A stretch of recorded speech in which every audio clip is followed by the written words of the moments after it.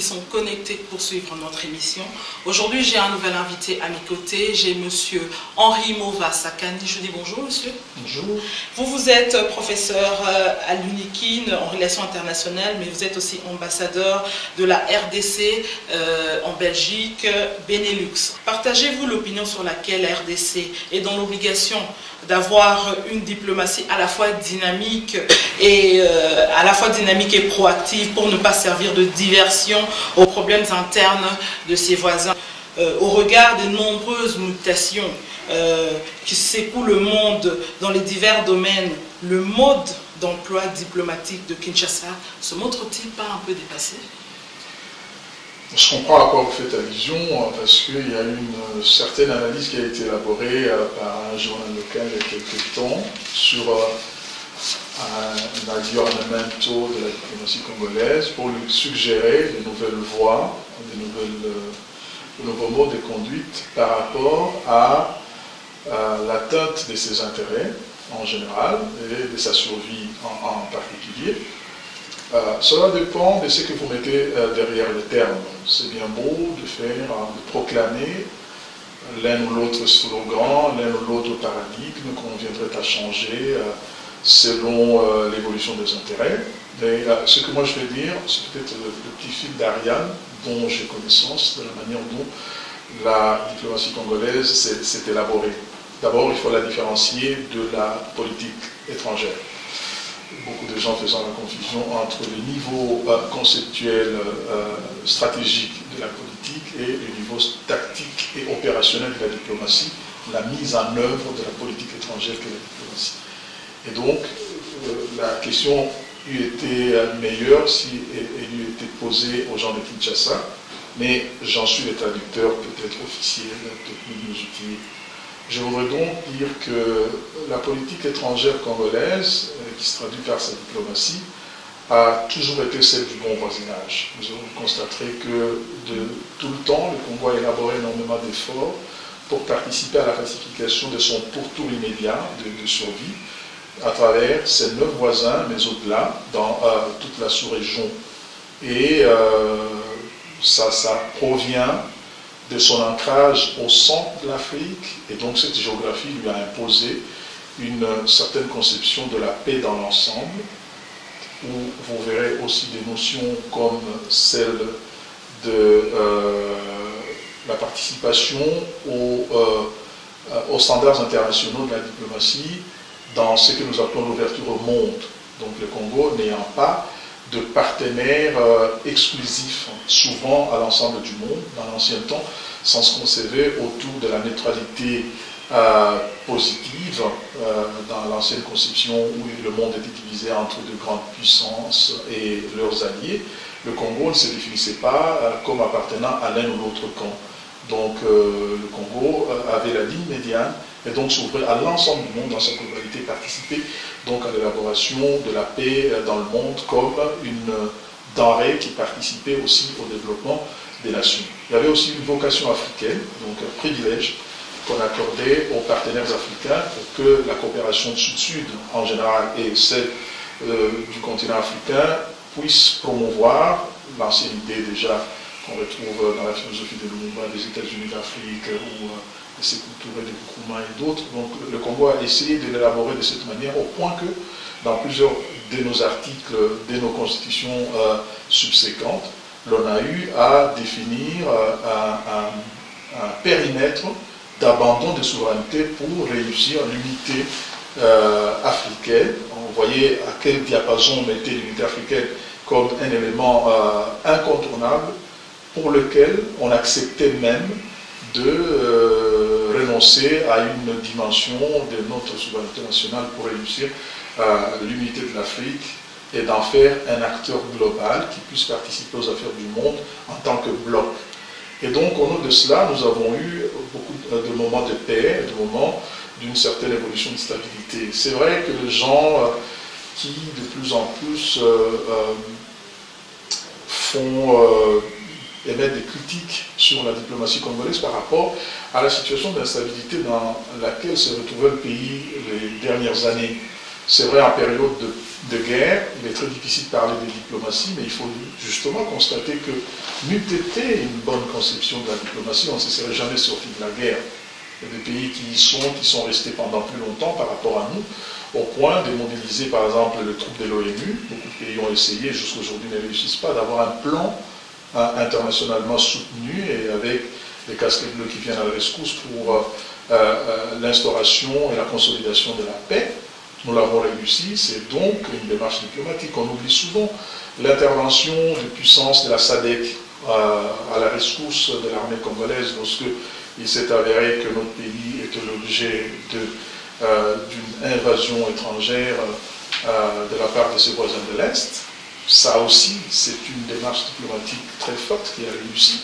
Aujourd'hui, la consolidation de la paix a été accompagnée par plusieurs acteurs, dont certains sont extra-africains, comme la Belgique, qui a joué un peu les rôles de tête de pont pour un certain nombre de puissances européennes et à travers le monde pour pouvoir venir à la ressource du Congo. Vous savez, la MONUSCO aujourd'hui coûte environ 1 milliard de dollars. C'est la plus grande mission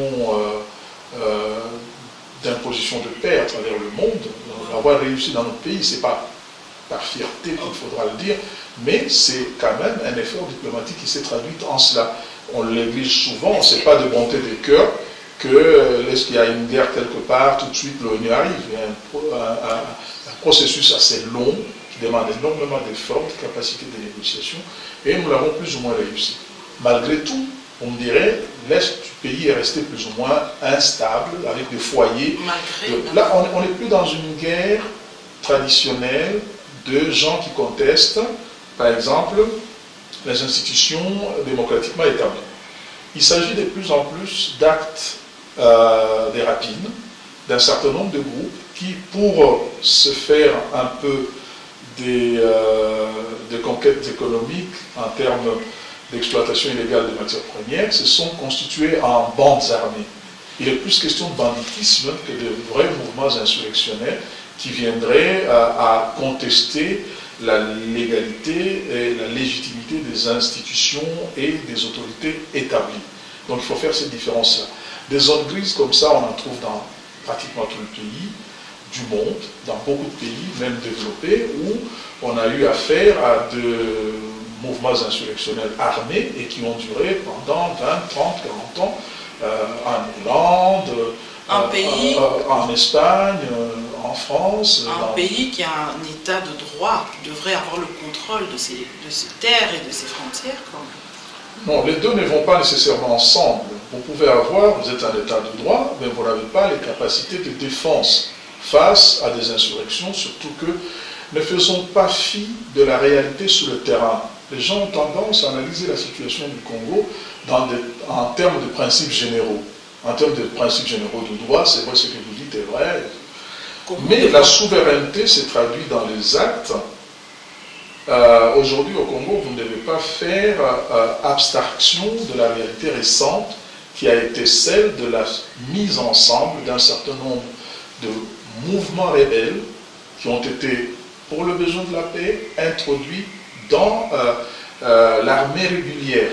Et ça, tout le monde l'a conseillé.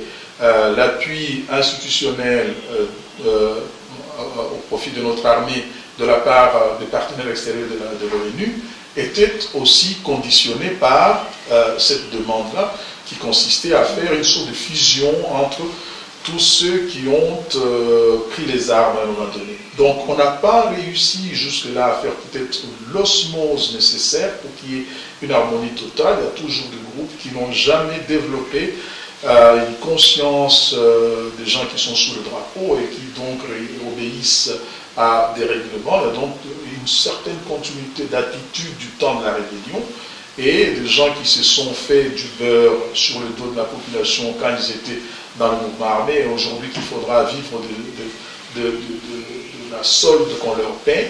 Ces gens-là croient qu'ils font plus d'argent avec leur Kalachnikov plus facilement que d'attendre le traitement qui est dû à notre armée.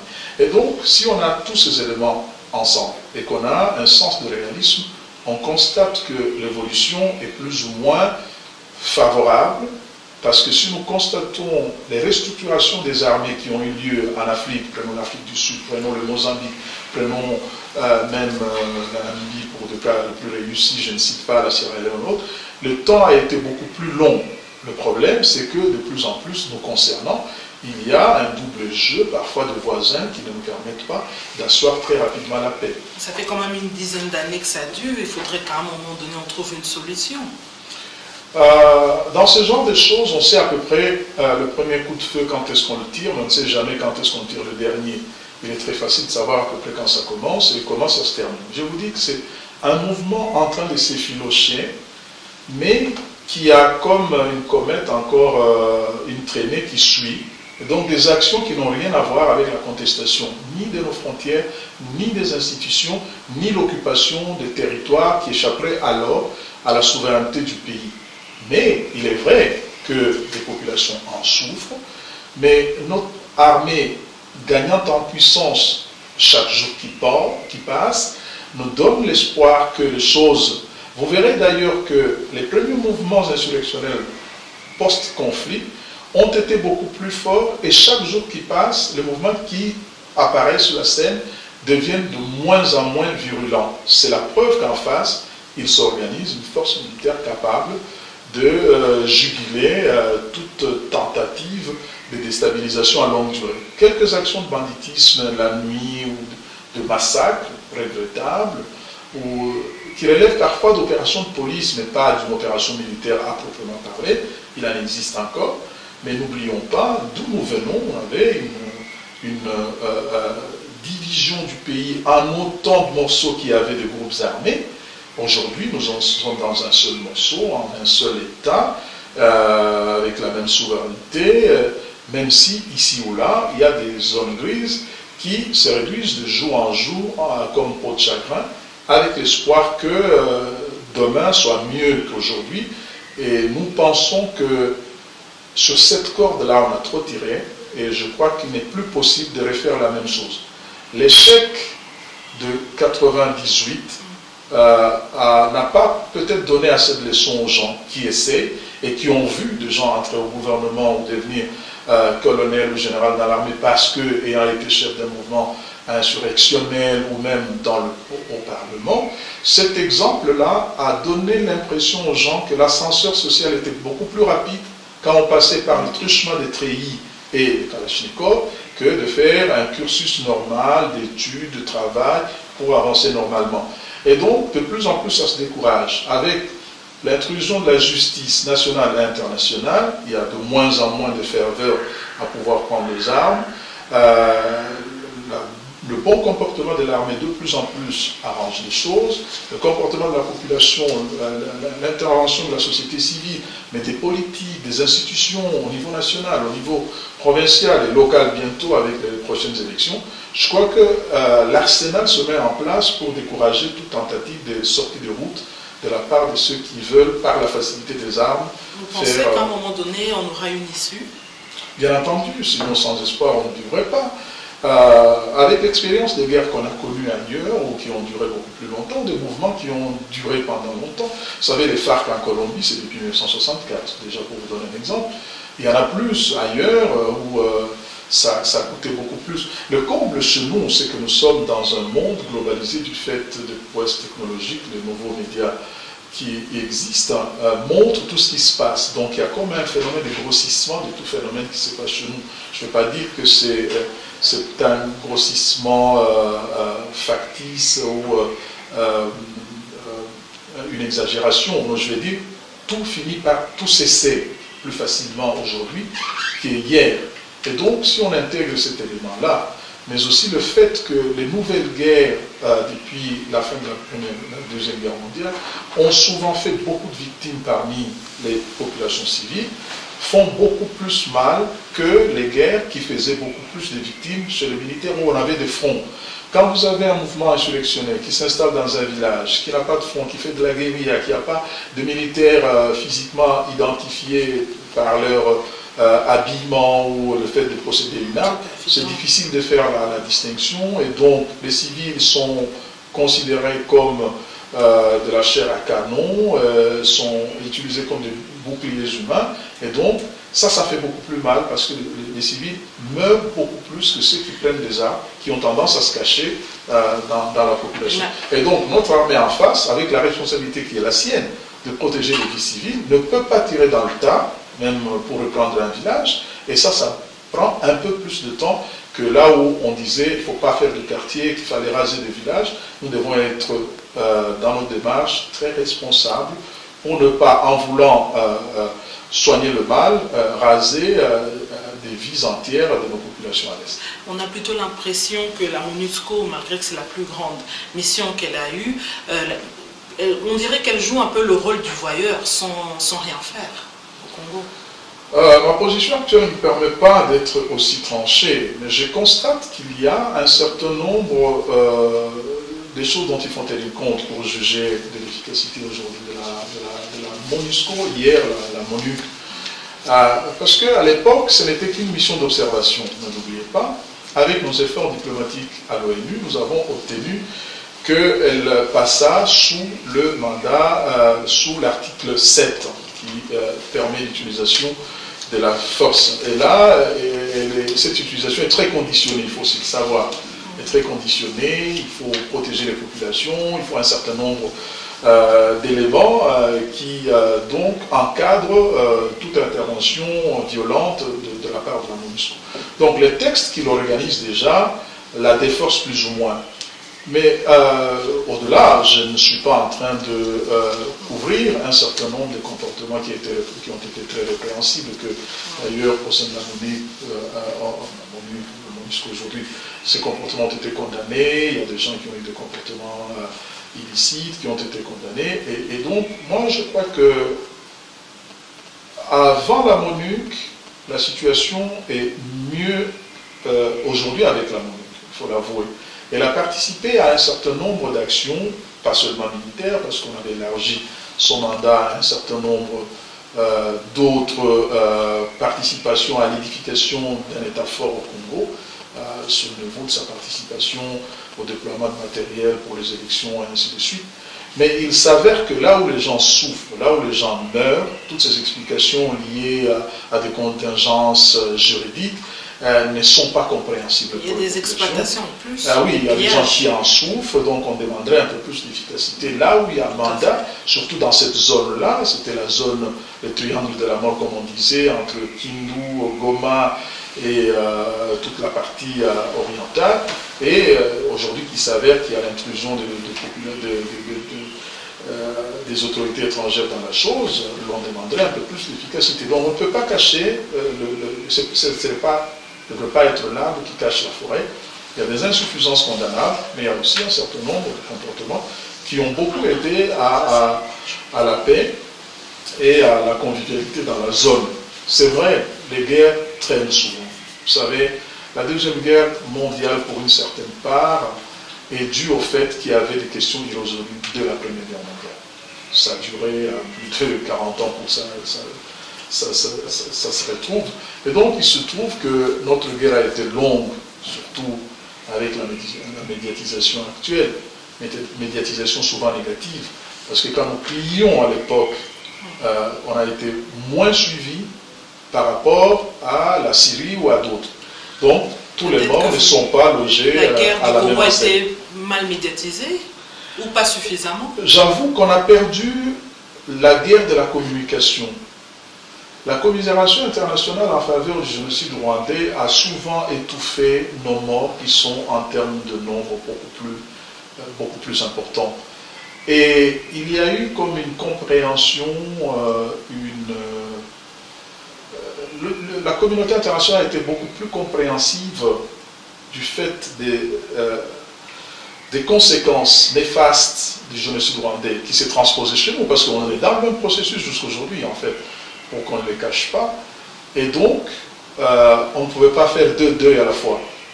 Et tant que le monde faisait le deuil du génocide rwandais, il oubliait d'en faire un autre, et qui lui est encore très actuel. On voit bien que l'ONU dénonce le soutien du Rwanda aux troupes rebelles qui font des massacres et des viols, des pillages économiques à l'est du pays. On a plutôt l'impression que le gouvernement congolais se tait face à ça. Parlons du cas de Bosco Ntaganda, de Kunda Batouar et de Jules Mutebasi et tant d'autres.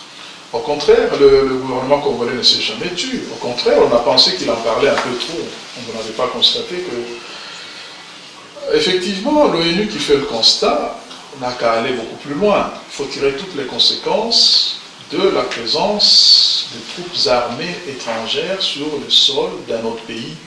Et la charte de l'ONU règle la question. Or, il n'y a pas meilleur protecteur de la charte de l'ONU que les forces de l'ONU qui, sous le mandat de l'ONU, du Conseil de sécurité des Nations Unies, participent à l'édification de la paix au Congo. Et donc, on laisse la question à l'ONU qui a fait le premier constat. Mais ça se passe sur notre territoire et le gouvernement a la responsabilité des populations. Et je crois que, nourri par l'expérience du passé, où souvent nous avons été bernés, où on a parfois été mis en cause pour n'avoir pas eu l'attitude correcte, nous voulons, de la part du gouvernement, obtenir le plus d'informations possible sur la question, pour que les évidences soient indéniables, afin de mettre chacun devant ses responsabilités. Ce comportement de responsabilité de la part de l'État apparaît comme de la dérobade. Mais en principe, un pays qui a autant souffert du fait de ce voisinage problématique se devrait de consolider ses positions en ayant les meilleurs éléments dans sa façon de se défendre face à l'ONU, face à ses voisins, et à le mettre devant leurs responsabilités. S'il s'avère, comme le gouvernement l'a suggéré, d'avoir une enquête conjointe avec le Rwandais, il s'avère des résultats de cette enquête, que la chose est exacte, il faudra que notre gouvernement en tire toutes les conséquences, et je peux vous rassurer que personne n'échappera pas à ses responsabilités. Le gouvernement congolais ne se dérogera pas devant ses responsabilités de protection. C'est pour ça d'ailleurs qu'on fait des élections. C'est pour ça que les populations élisent leurs représentants pour qu'ils soient protégés. Et on a constaté que la chose ne concerne pas que l'exécutif. Le Parlement congolais s'est saisi de la question et les ministres qui ont en charge de la sécurité du territoire des populations congolaises ont été interpellés sur cette question et avec beaucoup de responsabilités, la question est traitée. Donc, laissons faire les choses. Peut-être cette semaine sera décisive et pourra nous apporter le plus d'informations possibles. On verra bien comment nous en sortir. Il faut aussi, malgré ce constat, faire l'autre constat qui est positif, que toute la communauté internationale fait aujourd'hui, le bon comportement de nos troupes sur le terrain, autant sur le front militaire que dans l'encadrement de la population. Et ça, c'est nouveau et ça nous fait avancer considérablement. Donc, les nouvelles troupes sont mieux formées, notamment le bataillon qui était sous la responsabilité de la formation belge. Nous avons donc cette satisfaction-là de voir que tous ceux qui ont eu la petite idée derrière la tête de faire reculer la cause de la paix au Congo ont de plus en plus de portions réduites de survie. C'est le cas de Kunda Batouar, c'est le cas d'Aganda ou d'autres du mouvement M23. Malgré tous les dispositifs que nous avons et que la MONUSCO a, on ne peut pas les arrêter? Parce que si on voulait, je crois qu'on les aurait déjà. Nous sommes dans un paysage assez difficile, touffu, comme vous voyez, vous le savez. La MONUSCO, je vous ai tracé le cadre de ses contraintes juridiques, une mission encadrée par le texte qui l'a créé. Oui, notre armée fait le travail, parce que la responsabilité de la protection des populations congolaises de son territoire est d'abord du ressort de notre gouvernement, de notre armée.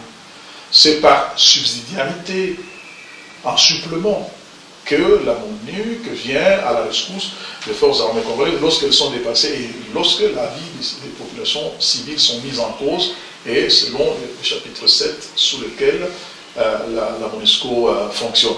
Donc, on ne peut pas, nous ne sommes pas dans un match de football où on dit après 90 minutes le match est fini. Dans une guerre, la guerre est une chose tellement sérieuse qu'il faille beaucoup de délicatesse dans la façon de traiter les choses. Ce n'est pas en un déclic qu'on règle ces questions-là. Il faut donc avoir la patience nécessaire. Je sais, je vis mal moi-même, que lorsqu'il y a la vie des hommes en jeu, toutes les explications ne valent pas grand-chose. Mais malheureusement, je ne peux que vous suggérer de la patience et l'observation de la manière dont les choses se passent. Elles s'améliorent au jour le jour. Une marche de soutien au FRDC initiée par Clément Kankou a été dispersée samedi passé à Kinshasa par la police congolaise, ce qui est bizarre parce qu'ils font des exactions commises sur des citoyens d'un pays qui soutiennent leur armée nationale, qui se bat pour le motif de sauvegarder l'intégrité nationale menacée par l'armée rwandaise sous couvert du M23. La MONUSCO même sur l'implication directe de l'armée rwandaise après la capture de ces 11 militaires confirme encore la duplicité du président, de notre président et du gouvernement en place par rapport à la situation. Ce qui est curieux même dans ça, c'est que le pays attaqué se fait avocat du pays agresseur. C'est quand même bizarre, ça, on n'a jamais vu ça dans l'histoire. Non, là, vous mélangez beaucoup de choses à la fois. Allons dans une démarche rationnelle. L'organisation des manifestations des rues est encadrée par la loi congolaise. Et le député qui en est l'initiateur devrait en être le premier informé. Parce que je crois savoir qu'il a participé à l'élaboration de cette loi. Il en va de la sécurité des personnes et de leurs biens. Ce n'est pas parce qu'il ne suffit pas d'avoir raison dans la vie.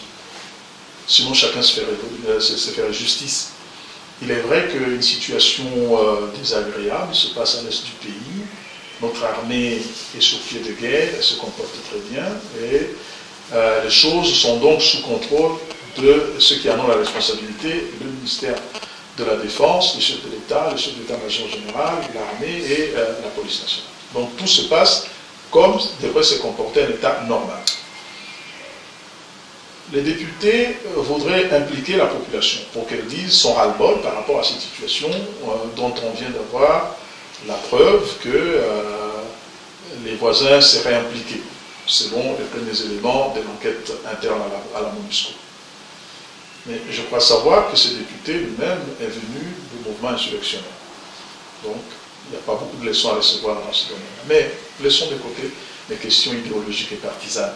Mais sur le plan du comportement des responsables politiques, c'est qu'une marche, quand bien même son objet serait licite et défendable, doit suivre une certaine procédure.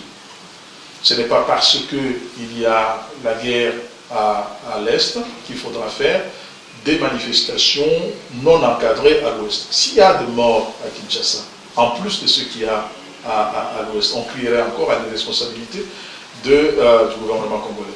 Donc, tout en défendant le fond ensemble, et mieux d'ailleurs que seulement pérorer dans la rue ou criailler à longueur des avenues, le gouvernement congolais est sur pied de guerre avec des éléments sur terrain, nos militaires en train de se faire trouer la peau.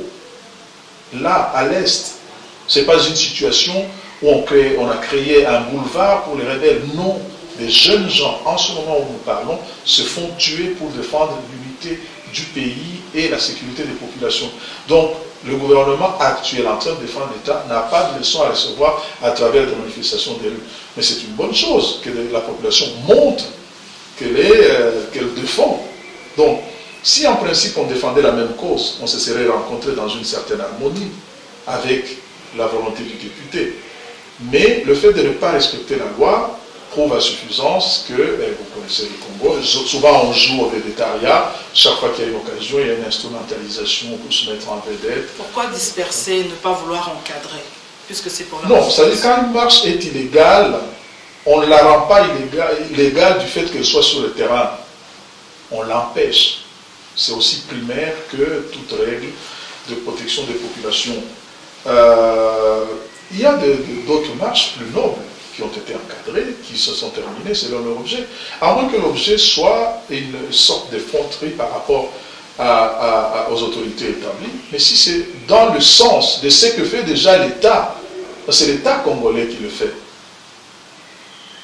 l'État au fonctionnement duquel participent les députés en question. N'est-ce pas? Les gens ont peut-être l'impression que ça ne se fait pas comme il le faut non, ou à temps. Non, au contraire.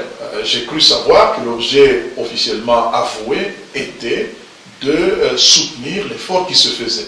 Donc, si on allait dans la même direction, on n'aurait pas eu de clash. Si clash il y a eu, c'est que l'une des parties est en position de distorsion par rapport à la vérité telle qu'elle est rendue. Vous savez, dans le domaine de la politique, souvent, ce qui est clamé n'est pas nécessairement la raison en soubassement. Il y a souvent des motivations inavouées. Que pensez-vous de cette phrase? L'intellectuel est une pépinière d'idées avec lesquelles on baptise la société et l'homme politique est celui qui est engagé dans l'action. Mais au Congo, c'est le contraire. Comme on dit chez nous, Mboka ba professeur. Du président Mobutu au président Kabila, les professeurs, les intellectuels sont ceux-mêmes qui ont mis le pays par terre. Pourquoi, au nom de quoi vous dites ça? Par rapport à tout ce qui se passe. J'ai même l'impression que les intellectuels congolais sont l'objet d'une conspiration. Et cette conspiration leur provient de toutes parts. Souvent, ils ont été mis en cause par les responsables politiques et la population derrière estimant qu'ils faisaient l'affaire de l'élite au pouvoir. Et donc, ils sont pris entre le marteau et l'enclume, entre deux feux. Et puis, je souhaite d'abord qu'on se mette d'accord sur les termes. Ce n'est pas parce qu'on est lettré, parce qu'on est diplômé, qu'on est intellectuel. C'est un monde qui sépare les deux notions. Souvent, il y a une contradiction, celui qui parle français, qui a été à l'école, qui a été à l'université, donc intellectuel. Non, il faut faire très attention par rapport à ça. L'intellectuel, qui est celui qui fait fonction de façon permanente, comme toute une carrière, dans l'œuvre de la pensée, ne pas nécessairement l'homme d'action sur le terrain. Quoique les deux aient fait les mêmes études, c'est possible aussi. Tout diplômé d'université n'est pas intellectuel, comme tout intellectuel n'est pas nécessairement diplômé d'université. Mais ce débat, on l'a eu sous d'autres cieux, en d'autres occasions. Mais ici, je comprends le sens de la question. C'est que ceux qui ont étudié n'ont pas produit les énoncés nécessaires pour le salut national.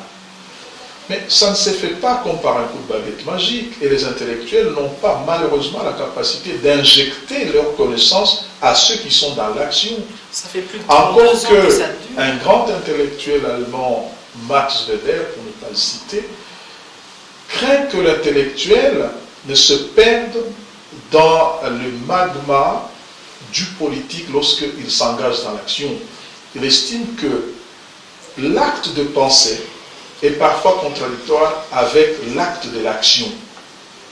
Il dit, le politique, il est très difficile pour un savant d'être un politique. On le constate parfois, parce que les schèmes de comportement ou les critères de validité d'une action politique ne sont pas les mêmes pour valider une pensée intellectuelle. Et donc, si vous faites toutes ces distinctions-là, vous allez constater qu'on fait parfois un faux débat aux intellectuels. Les intellectuels produisent des idées, parfois à exploiter dans 200 ans, parce qu'ils ne sont pas parfois crus par leurs contemporains. Parfois, ils apparaissent comme des marginaux quand ils élaborent des énoncés. On ne les prend pas au sérieux, on les trouve écervelés, on les trouve en dehors de la réalité, alors qu'ils ont une capacité de visionner la société au loin, de voir pour la société. Ils sont sur un strapontin leur permettant d'aiguiller la société au loin. Mais comme ils n'ont pas les instruments de mise en pratique de ce qui est leur pensée, on le rend responsable d'un comportement morbide d'une société. C'est tout à fait faux. On aura peut-être l'occasion de développer sur cette question, mais n'exagérons pas. Autant les intellectuels ont apporté. Si vous avez aujourd'hui une constitution, vous avez un régime politique, si vous avez le comportement convenable de comptes publics, ainsi de suite. Ce sont des intellectuels qui ont participé à ça, qui ont élaboré des réflexions. Vous savez ce que disaient les intellectuels congolais, je me souviens d'un seul cas, qu'on oublie souvent aujourd'hui. Par exemple, lors de l'implantation, de la mise en œuvre de politiques d'ajustement structurel du Fonds monétaire international, beaucoup d'intellectuels avaient élaboré des réflexions qui donnaient à penser que ce qui s'appliquait était mortifère pour la population, par exemple. Aujourd'hui, on voit les Européens, avec la crise de l'euro, avec la crise en Grèce, reprendre ce que disaient les Congolais il y a 20, 30 ans parfois. Et donc, les intellectuels congolais n'ont pas été aussi nuls qu'on pense sur ces questions face au consensus de Washington, la libéralisation. Appliquer leur intellectualisme. Justement, l'intellectuel n'est pas censé appliquer ses idées en politique. C'est une instance de pensée. Il a un magistère pour élaborer des énoncés, produire des idées, produire des paradigmes. Quitte aux politiques de s'en saisir et la société de se les approprier pour pouvoir élaborer une démarche. Il s'avère, et là je comprends votre question, que certains intellectuels ont pris parti en s'impliquant dans la conduite de la nation, en ayant des responsabilités politiques. Et là, la réalité politique parfois les convoie vers des comportements qui sont en distorsion parfois par rapport à ce qu'ils avaient élaboré. Mais là, ils n'ont pas la plénitude de leur action. On ne leur laisse pas une dictature de la pensée sur la conduite de la société. Sachez, madame, que parfois la société elle-même peut résister. La société peut résister à certaines idées, parfois salvatrices. Et donc, ce n'est pas du fait de la faute des idées. Encore que l'intellectuel, tout intellectuel qu'il soit, il peut se tromper dans sa pensée. Ne pensez pas que tout le corpus philosophique de Karl Marx soit utilisable en l'état aujourd'hui. Comme Voilà. je l'ai dit, ça fait quand même plus de 32 ans que ça dure. Oui, donc même si on s'est trompé, on a tous eu le temps de se relever et de refaire les choses, mais apparemment on s'enfonce tous les jours. Non, au contraire. Je ne sais pas sur quelle base vous pensez que... sur la réalité du terrain, au contraire, par rapport à la famine, par rapport non, au minimum vital. Au contraire, je veux prendre deux chiffres. Vous savez, aujourd'hui, l'inflation au Congo est de moins de 10%. Elle était de 9000% en 1994. Alors, sur quelle base? La tendance de beaucoup de gens est à regretter le passé, les beaux vieux temps. Souvent, la nostalgie nous fait penser parce que... qu'on vivait mieux. C'est ce que les gens pensent. Mais quand vous leur demandez, par exemple, je prends dans un domaine où les assistants qui entraient à l'université touchaient $10 il y a 20 ans. $10. C'était par rapport à l'époque. Non, l'inflation à 9000%. Les dollars hors inflation. On vous imagine. Et donc, quand nous prenons des arguments et des critères sérieux, vous verrez que la vie s'est améliorée. Mais la difficulté de la pesanteur du quotidien fait que on a mal à l'instant par rapport à une douleur qu'on avait eue il y a longtemps. Quand on a eu une grosse plaie qui est passée, une petite plaie vous fait plus mal aujourd'hui parce qu'elle est actuelle par rapport à ce qui est déjà passé. Pourquoi, vous savez? Parce que le temps joue toujours son rôle modérateur. On a même tendance, vous remarquerez que beaucoup de gens regrettent même certaines dictatures. Ils disent, ah oui, c'était mieux à l'époque. Mais quand vous leur demandez... Parce qu'ils mangeaient peut-être à leur faim sous la dictature. Non. C'est-à-dire par nostalgie, une faim qu'on a subie, dont on a souffert, on l'oublie par rapport à la faim qu'on ressent aujourd'hui. Ça, c'est valable dans beaucoup d'autres domaines, pas seulement sur le plan de la gestion d'un pays. Quelle lecture faites-vous face aux élections du 28 novembre en se référant surtout au rapport de la Fondation Carter, à l'International Crisis Group, à l'Union européenne? Ces rapports confirment une tricherie flagrante et un processus électoral vicieux entaché d'irrégularités. Êtes-vous fier des résultats qu'a proclamé la CENI, mais aussi qu'a confirmé la Cour suprême? Là aussi, vous allez un peu fort. Aucun des deux rapports, parce que International Crisis Group n'a pas sorti de rapport, c'est la Fondation Carter et l'Union européenne. aucun des deux ne parle de tricher. Aucun. Aucun des deux rapports ne parle de fraude. Le mot n'est pas là-dedans. On a dit bourrage d'urne, ainsi de suite. Ils ont constaté des irrégularités. Il y a un code de bonne conduite quand on observe les élections. Il y a un certain nombre de critères pour savoir est-ce une tricherie, une irrégularité, une fraude, ainsi de suite. Toutes ces catégories de distorsions par rapport à un processus électoral sont définies convenablement. Une irrégularité peut tenir, par exemple, au non-respect de l'heure d'ouverture du bureau de vote, où on dit les urnes auront la couleur orange, et puis quand elles arrivent, elles sont bleues, n'est-ce pas? Où on dit pour chacun des bureaux de vote, c'est 300 bulletins qui doivent être déposés dans l'urne, et on arrive à des situations comme la situation congolaise, où les urnes ont eu parfois 400 bulletins de vote d'un seul fait. C'est qu'avec 18 000 candidats aux législatives, il y a environ 100 témoins. Or, comme la loi électorale autorisait les témoins à pouvoir voter, donc, pour un bureau à pouvoir voter dans le bureau de vote où ils étaient témoins, ces électeurs pouvaient donc expliquer les suppléments de 100 personnes supplémentaires par rapport aux 300 qui étaient prévus. Je vais faire un travail pédagogique pour comprendre. Qu'est-ce qui s'est passé en fait? Le Congo a perdu la guerre médiatique par rapport à ces élections. Pourquoi? D'abord, beaucoup de pays qui devaient nous accompagner dans ce processus électoral nous ont trouvé trop suffisants pour avoir osé braver leur conseil, entre guillemets, de ne pas organiser les élections. Ça pourrait vous étonner. Beaucoup de pays, et International Crisis Group a été le premier à dire il ne faut pas organiser les élections au 28 novembre parce que ça allait créer beaucoup de problèmes et même de cas de mort d'homme. Ils avaient peut-être raison. Non, ils n'ont pas eu raison. Parce que ça, comme c'est un think tank qui est très suivi par un certain nombre de pays, ça charriait le comportement de beaucoup de pays pour dire ces élections ne sont pas bien préparées. Et donc, quand on les a tenues le 28 novembre, j'ai rencontré plein d'observateurs. J'étais là. Moi, j'ai fait le travail d'observateur avant de commencer à faire la politique. Dans beaucoup de pays africains, j'étais défenseur des droits de l'homme. Moi, ma vie publique, je la commence comme ça. Je les ai vus, je connais les critères, on a discuté. Tous étaient unanimes pour dire « Ah, c'est impeccable, ça s'est très bien passé, on ne s'attendait pas à ça. » Et aucun rapport, je vous prends à témoin, je vous mets au défi de me dire le contraire, aucun rapport n'était sorti contre la thé.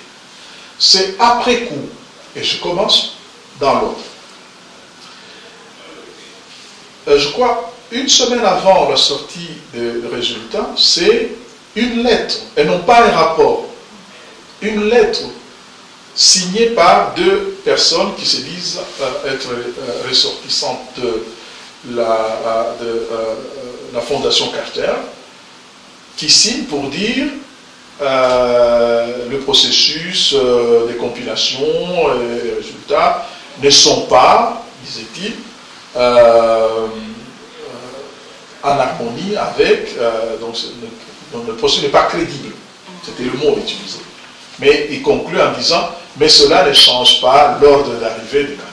Voyez, ce flou-là a été le tonneau de Danaïda, a été la boîte de Pandore. On a ouvert à toute interprétation. Chacun tirait le morceau qui le concernait.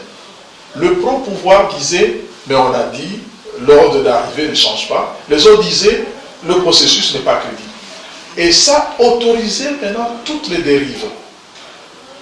Et la force des médias modernes a été telle que des irrégularités qu'on dénonçait, que tout le monde dénonçait, même des gens du pouvoir, quand vous leur posez la question, dans le Kassai, occidental, oriental, ailleurs, à Lubumbashi, on a vu de véhicules de la CENI brûlés, de bureaux de vote attaqués avec des armes, ainsi de suite. Toutes ces irrégularités ont été dénoncées par tous les camps. Pas des irrégularités qui profitaient à un seul camp.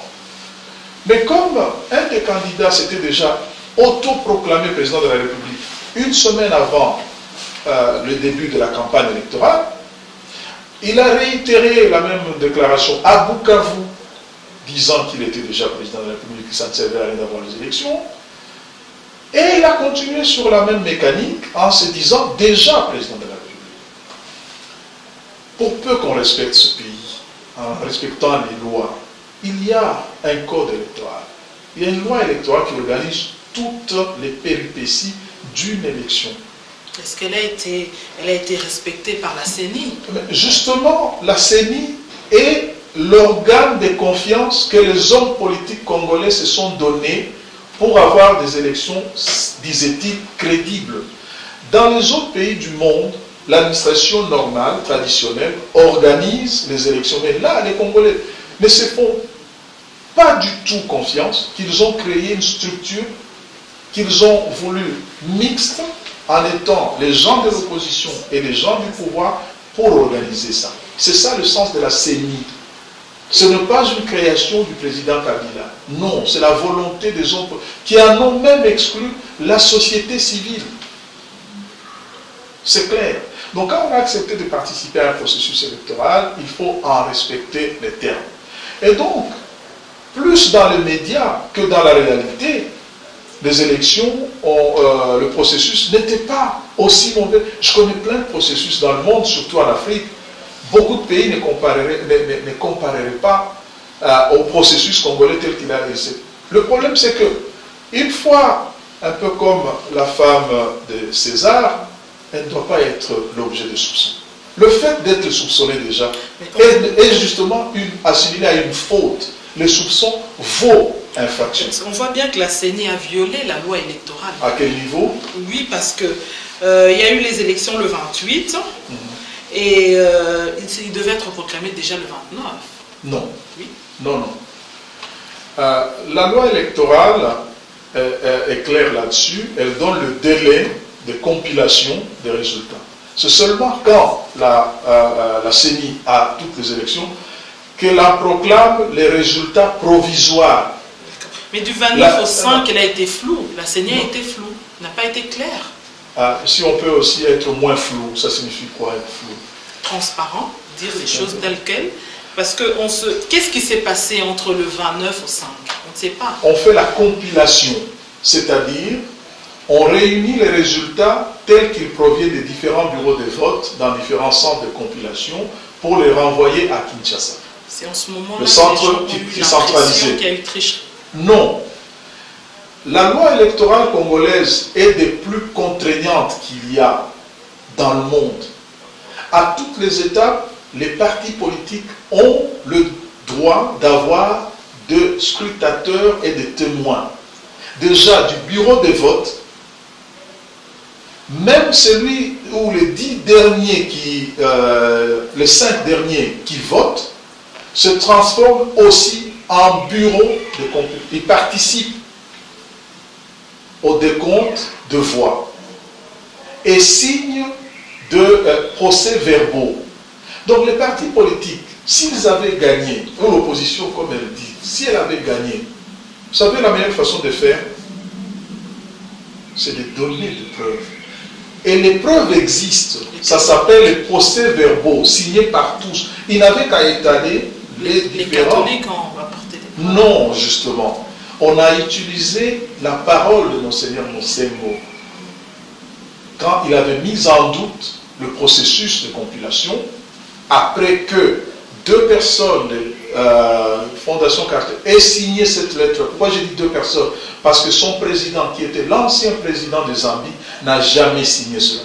Il a même fait un communiqué contredisant ce que la lettre de ceux qui se disaient être de la Fondation Carter. Il a mis en doute ce qu'ils avaient dit, mais personne n'en a tenu compte. C'était un phénomène médiatique. C'était un phénomène médiatique qui devra faire école, de mon point de vue, tel que j'observais la situation.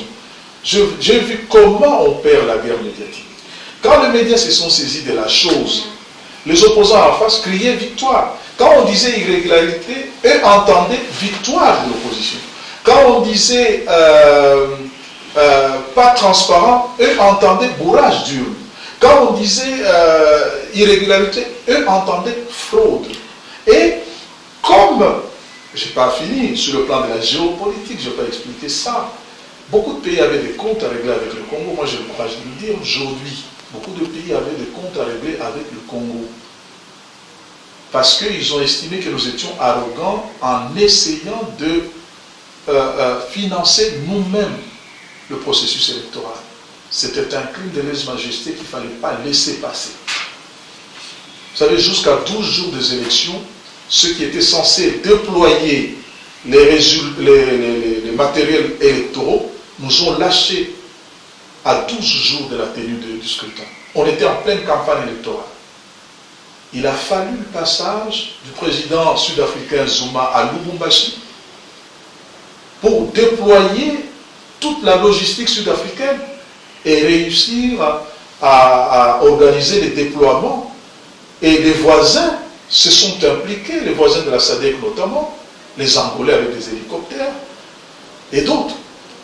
Et donc, on a cherché à empêcher ces élections. Tout le monde était en train de nous dire, vous ne les organiserez pas au 28. Et donc cet entêtement-là a été puni. D'ailleurs, quand les pays qui avaient maille à partir avec nous, qui nous réglaient des comptes, s'attaquaient à ce processus, les gens de l'opposition pensaient que c'était pour leurs beaux yeux qu'on allait les reconnaître eux. Lorsque la question a été diplomatiquement réglée, tout le monde a répondu aux abonnés absents, plus personne n'en parle. On parle de Belges seulement qui auraient envoyé des messages de félicitations au président Kabila. Mais c'est tous les pays occidentaux qui ont fait ça. Nous n'avons pas voulu étaler ça sur la place publique ou devant les médias. Tous ces documents qui existent, des satisfactions, d'appui, même s'il y en a qui ont dit oui, on a dit ça, ça et ça, si par la suite vous pourriez améliorer le processus. Tout le monde a salué l'organisation de ce processus, même si tous ont avoué qu'il y avait ici ou là des irrégularités que dénonce même le président Kabila. Mais est-ce que vous pensez que ceux qui manifestent leur mécontentement ou qui demandent l'annulation même de... Encore, c'est encore d'actualité. Oui, il y a des gens qui le disent et qui le pensent encore. Est-ce que vous pensez qu'ils ont tort? Parce que je m'interroge même sur la lucidité qui est la leur de reposer le problème en ce moment. Moi, je vous dis, j'ai été électeur. J'ai observé, j'étais là, j'étais à Kinshasa. J'ai été ce jour-là sous la pluie. Je vais vous donner les éléments techniques des difficultés pour l'organisation de ces élections. Étant donné, en fait, je n'ai pas parlé du rapport de l'Union européenne, par exemple. Vous en connaissez les faiblesses.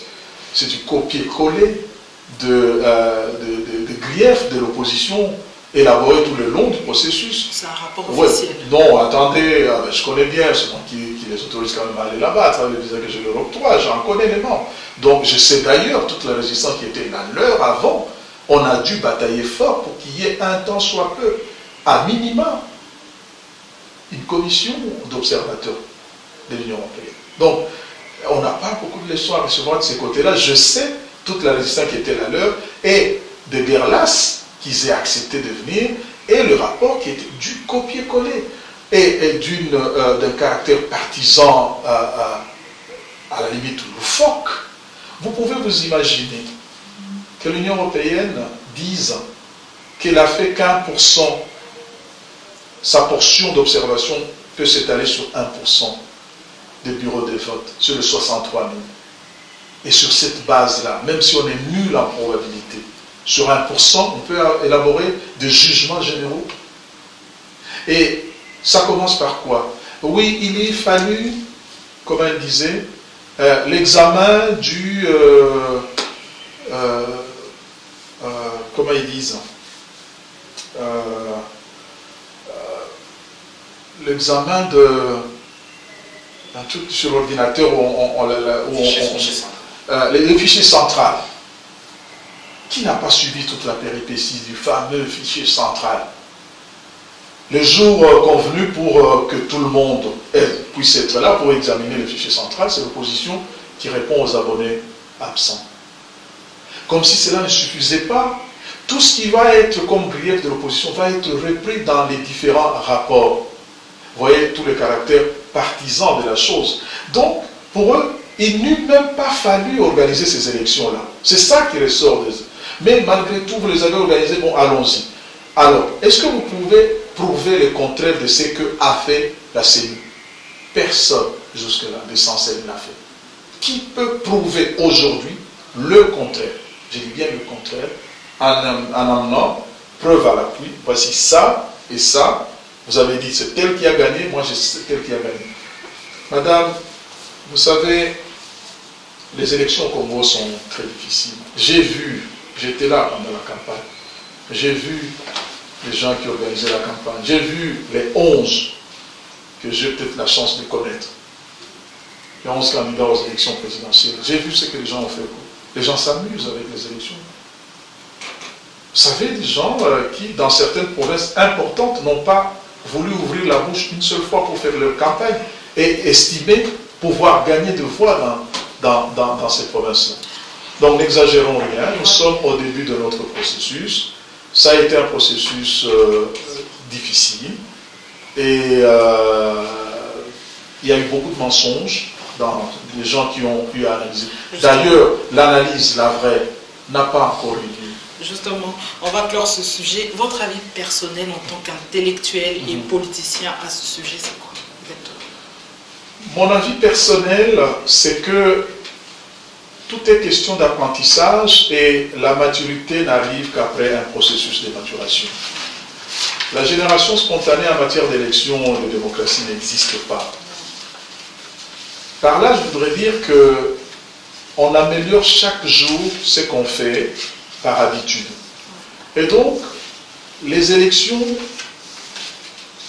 ultérieures seront mieux que celles qu'on organise aujourd'hui, parce qu'on aura gagné en culture démocratique. Parce que nous organisons parfois des élections sur une base où le gros de troupes n'ont pas encore développé des réflexes démocratiques.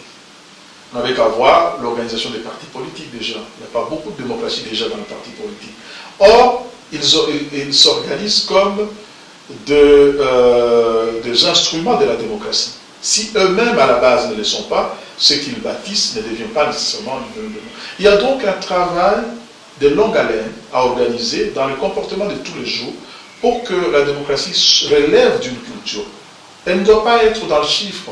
Il faut qu'elle soit une réalité vécue dans les différents comportements, dans le respect de la loi, dans le respect de ce support. On ne vit vraiment déjà pas la démocratie au Congo. Ça dépend de ce que vous appelez la démocratie. Si vous dites nous ne vivons pas la démocratie à l'américaine, vous avez raison. Parce que la démocratie ne peut être dans ce cas d'espèce qu'une notion comparative. Sinon vous êtes dans l'absolu, et dans l'absolu il n'y a personne qui l'a atteint ce niveau-là. Elle est sur le Congo, on va dire. Non, je veux dire comme tout le pays. Hein, comme tout le pays, ce qui s'élabore en termes de procédure en France n'est pas pareil à ce qui se fait en Belgique. Pourquoi on ne changerait pas de nom finalement? Au lieu de que ça soit démocratie, on dirait autre chose par rapport à nous. Et si c'était une volonté populaire, une aspiration populaire, et donc ça peut même être un engagement de toute la nation pour dire nous ne ferons jamais plus de dictature, en disant République démocratique, qu'elle reste. Sinon, si vous dites qu'on enlève démocratique, pourquoi on n'enlève pas république en même temps? Parce qu'on n'est pas un royaume. Pourquoi démocratie? Parce qu'en face ou ailleurs, il y a des dictatures et qu'on a connu chez nous. Et donc, pour ceux des Congolais qui ont vécu la dictature qu'on a connue, et tous ces efforts qui sont faits pour élaborer ce processus de démocratie, ils en évaluent vraiment avec lucidité le chemin parcouru. C'est facile, parfois, devant le pupitre de son ordinateur, qu'on dise « Ah oui, ça aurait dû se faire comme ci, comme ça ». Nous connaissons les difficultés de terrain. Pour un pays de 2 345 000 km², c'est un effort titanesque pour organiser ces élections en une seule journée. Vous savez, dans beaucoup de pays, de telles élections s'organisent sur parfois une semaine. Pour être à même, un pays comme l'Égypte, qui a beaucoup plus de moyens que nous, fait ses élections présidentielles au moins en 2 ou 3 jours. On est prévoyant. Non, vous voyez, or, ceux qui ont élaboré la loi, qui se plaignent aujourd'hui, c'est eux qui ont élaboré la loi en disant que ça devait se passer en une seule journée. Et les combles, c'est quoi? Vous savez, nous allons entrer cette année dans le livre des records. Pas parce que nous allons gagner la Coupe du monde de football, mais parce que nous avons le bulletin de vote le plus volumineux du monde. 56 pages, où il faut, selon les élections à scrutin proportionnel, avoir et le nom de toutes les listes, les candidats qui sont sur toutes les listes, avec leur logo et le nom de leur parti. Et donc, s'il y a 18 000 candidats, vous prenez par exemple la Tchangou, pour 13 sièges, il y a 1500 candidats. Donc, il y a 1500 noms sur un bulletin de vote. Quoi intellectuel que vous soyez, quelque intellectuel que vous soyez, vous avez peut-être votre candidat sur la 27e page, il faut l'identifier et cocher. Quand vous aurez fini de cocher, il faudra plier ce grand journal de 56 pages en 4. Vous multipliez 56 par 4. Et il faut maintenant l'enfouir. Je ne dis pas un bulletin de vote, ça se glisse dans une urne. Le bulletin de vote congolais devait être enfoui. Parce que j'ai vu les efforts pour essayer de faire passer un bulletin de vote dans la mais est-ce que ça sert à quelque chose? Parce qu'au final, on finit par parce qu'on a dit au Congolais qu'il faut des critères pour que les gens soient des candidats. On les choisit ils n'ont pas voulu. On a dit non, ça c'est empêché, il faut laisser libre parcours à tout le monde. Et voilà les résultats. Vous avez 18 000 candidats, forcément ça pose problème. En France, il y a beaucoup plus de moyens aujourd'hui. Il y a 6 000 candidats pour les 500 sièges. Pourquoi au Congo, on veut faire toujours les choses à l'envers? Et ce sont les mêmes politiques qui élaborent ces lois, qui, lorsqu'elles tournent mal, crient à la face du monde. Mais on nous connaît assez. C'est pourquoi tout ce qui a été crié sur différents tons, sur différents toits, a été considéré comme de la basse besogne. La déontologie journalistique professionnelle est une quête de vérité. Donc face à ça, il y a eu plusieurs mois, M. Dieudonné Chimangambi, un officier de la FRDC en exil, dit ceci à votre sujet, bien sûr. Monsieur Mova est un agent des services aux intérêts des Rwandais et c'est un homme, allez, je répète ce qu'il dit, à abattre. Qu'est-ce que vous pensez de cela? À abattre, je ne sais pas, mais ce qu'il dit avant, c'est n'importe quoi. Vous savez, le temps est très court, hein, cette émission peut gagner en... Non, laissons de côté. Vous savez, il y a des moments d'hystérie collective. Vous n'avez pas vu des gens se déshabiller pendant ces élections? Il y a des moments comme ça.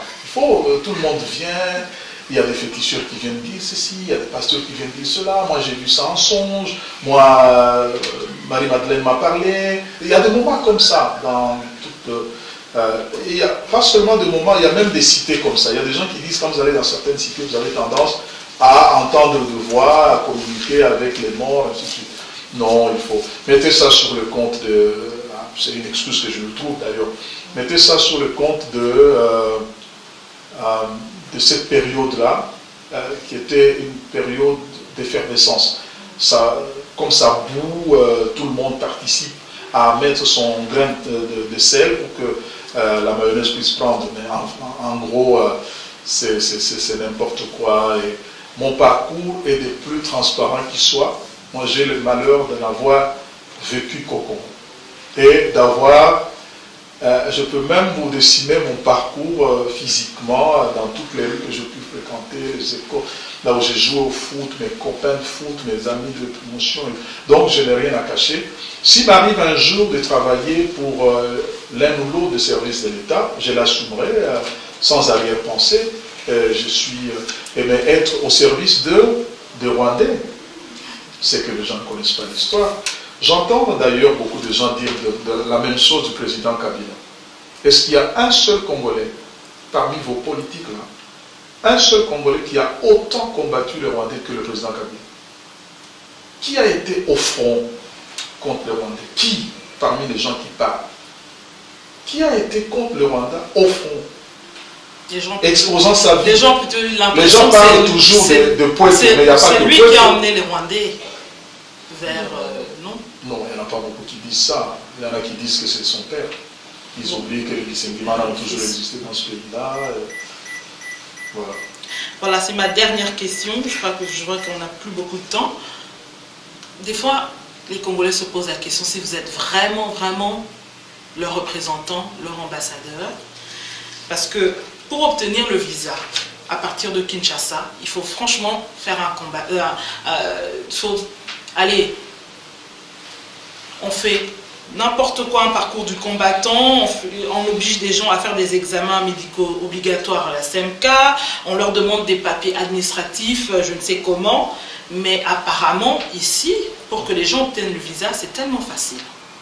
C'est tellement facile d'obtenir le visa voilà dans ce sens. sens. C'est une bonne nouvelle de la journée. Mais pourquoi ne pas leur réserver il a fallu attendre la fin de la journée pour entendre ça. C'est facile, c'est bien, donc ici, ça se passe bien ici. Oui. Ah, mais de l'autre côté, c'est difficile. Pourquoi on ne leur réserve pas la même chose? J'ai entendu souvent le contraire. C'était difficile d'avoir un visa congolais parce qu'il était même demandé un certificat de bonne vie et mœurs, tradition que nous avons héritée de la colonisation belge. Il faut des années pour obtenir un visa. Alors, qu'est-ce qui est vrai? Il faut des années pour obtenir un visa de la Schengen. Enfin, je deviens sérieux par rapport à votre question. Je comprends ce que vous voulez dire. D'abord, il ne rentre pas dans les attributions de l'ambassadeur du Congo en Belgique de savoir la procédure d'attribution des visas dans d'un pays étranger. Avec souveraineté, la Belgique octroie des visas acquis. Un visa, c'est une autorisation de séjourner sur son territoire. Donc nous n'avons pas de leçon à donner. Ça, c'est une chose. Une deuxième, ce n'est pas tellement le problème de l'ambassade belge là-bas. Le visa belge relève du ministère de l'Intérieur, dont est l'Office des étrangers. Donc, vous qui êtes ici, vous aurez pu poser la question directement ici. Mais aussi, le manque d'informations. Souvent, nous mourons de ça. Il y a une procédure pour obtenir un visa. Séjourner dans un pays étranger ne devrait pas être assimilé à un voyage aller simple au paradis. On vient en Belgique pour une raison donnée. Il faut avoir une raison pour venir en Belgique. C'est déjà une première dimension que les gens oublient. Il y en a qui ont des raisons. Et vous pensez que ceux qui vont chez nous, c'est pour une raison donnée? Absolument. C'est ce que nous voulons savoir d'ailleurs. Toute la procédure qu'ils font, c'est pour savoir d'abord pourquoi voulez-vous aller au Congo. Donc c'est la première question. Il est vrai que les politiques ici, ne nous cachons pas la vérité. Vous voulez m'acculer, moi je pourrais faire de pareil pour vous. Vous constaterez qu'ici, les politiques d'immigration se sont durcies. C'est valable pour toute l'Europe. C'est valable, vous avez vu, lors de la campagne électorale française, la question sur Schengen. Il y en a même qui pensent que c'est trop libertaire, c'est trop laxiste et il faut renforcer. Et donc tout cela se traduit par quoi? La difficulté à avoir un visa pour venir en Europe. Vous ne ferez pas le même parcours de combattant si vous voulez aller en Inde, en Chine ou ailleurs, en Asie, pour le moment. Et donc, les anciennes métropoles, qui ont été les axes principaux d'immigration de la part des Africains, ont créé ces conditions difficiles. Mais soyons aussi réalistes. Ça n'est fini avec les arrivées massives des Africains. C'est fini cette période-là. Nous n'arrivons pas à intégrer cette réalité. Au contraire, ce sont les Européens de plus en plus qui partent d'ici pour aller travailler en Afrique, pour aller travailler en Asie. Le monde change. L'attrait par rapport au développement est ailleurs, ce n'est plus ici. Et donc, avec leur population qui vieillit, avec notre capacité à nous reproduire, il y a une peur dans les chefs de certains d'entre eux de perdre leur culture. Parce que y en a qui pensaient qu'on mangeait leur pain, ils se sont rendus compte que les immigrés travaillaient dur pour payer même les retraites aux retraités de ce pays. Et donc, vous n'avez pas constaté qu'il y a l'extrême droite qui gagne énormément d'échelons dans beaucoup de pays européens. Et cela va de soi. Pour tenir face à cette montée de l'extrême droite, les partis traditionnels ont tendance à participer aussi au débat de l'immigration dans le sens du freinage de toute possibilité de vie. Et donc si ça se traduit par moins de visas octroyés, cela se comprend, mais aussi des comportements qui étaient répréhensibles de la part de beaucoup de Congolais. Vous n'en avez pas vu, même venant en mission officielle, disparaître, même des joueurs de l'équipe nationale, disparaître ici. Et donc, s'il y a quelques réprimandes à faire par rapport à nous-mêmes, comportons-nous convenablement. Encore, je le répète, l'Europe n'est pas de paradis. Il y a des gens qui feraient très bien leur vie ailleurs, même au Congo, mieux qu'ici. Vous avez signé, monsieur l'ambassadeur, et les tenants-lieux qui ont dû, auxquels on a refoulé les 19 Congolais à Kinshasa. On a pris un dispositif impressionnant pour 19 personnes, plus de 50 militaires et tout, pour rien que 19 personnes qui n'étaient pas des voleurs ni des prisonniers, seulement des sans-papiers. Vous imaginez si on signait tous les laissez-passer de tous les Congolais à refouler d'ici. Vous savez, par jour, c'est qu'il en faudrait, qui partiraient. C'est parce que nous avons ce mécanisme de coopération avec l'immigration belge que des cas sont soumis à discussion. Et parfois par les procédures judiciaires. Et les gens restent encore en centre fermé, et d'autres parfois en prison. Et donc, vous devriez applaudir qu'il n'en ait que 19. Parce qu'il y a toute une procédure à laquelle nous tenons et les autorités belges sont parfois contraintes de stopper leur ardeur. Vous voyez, la pression de l'extrême droite aurait dû pousser à plus de refoulement ou d'expulsion. Mais si ça ne se fait pas de cette manière-là, parce que nous avons tenu à ce que tout se passe dans l'ordre, dans le respect des droits de ces citoyens-là, et c'est ce qui est en train de se faire. Vous parlez que c'est de ces 19, mais on ne vous parle pas d'autres qui, du fait de la protection consulaire de l'ambassade, ont pu avoir des séjours ici parce que leurs droits ont été protégés. Est-ce que vous ne pouvez pas négocier la façon dont ils doivent être refoulés? Parce que 50 militaires... Vous savez, dans d'autres pays, comment ça se passe? C'est dans des cales de bateau. Ici, ça se passe encore par avion, dans certaines conditions, parce qu'il y a un droit de regard de l'ambassade et sur, au nom de cette protection consulaire dont je parlais, pour un certain accompagnement. C'est pour ça qu'ils ne vont pas menotter. Dans d'autres pays, vous avez vu des gens étouffés. Il y en a un de nos compatriotes est mort en Angleterre, vous le savez, lors d'un refoulement. Donc ici, saluer quand même l'effort qui s'y déploie. On dit aussi que vous avez refusé d'accueillir l'écoute de l'épouse d'Armand Toumoulou. Qui vous a dit?